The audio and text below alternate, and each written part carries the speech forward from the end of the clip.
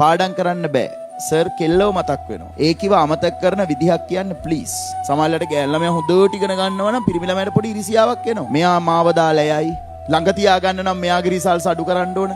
ඒක මේ ලව් කරා කියලා ඒක අමුතු එකක් නෙවෙයි. ඕගොල්ලොන්ගේ මේ අම්මා තාත්තා නෙවෙයි. සර් ලොකු ප්‍රශ්නයක්. මේක සීරියස් එකක් වේ. ලොකු ප්‍රශ්නයක්. මගේ කෙල්ල දැම්මාව මග අරිනවා. පාඩම් කරන්න බෑ. සර් කෙල්ලව මතක් වෙනවා. සර් මට ඒකිව කියන වචනේ පාවිච්චි කරාට මම එච්චර කැමති නෑ. බට් ඒකි කියලා යාට කියවනවා ඇතිනේ. ඒකිව අමතක කරන විදිහක් කියන්න ප්ලීස්. හේ ලෙවල් විභාගෙට මාස 3ක් තියෙද්දි මේ වගේ චිට් එකක් එවන්න වෙනවා නම් ළමයට. ඇත්තට මේ ළමයා පව්. සහ හැබැයි ළමයා හිතුවක්කාරකමට කරගත්ත දේවල්. සහ මන් දන්නේ මේ පන්ති කවුරු හරිමද කියලා.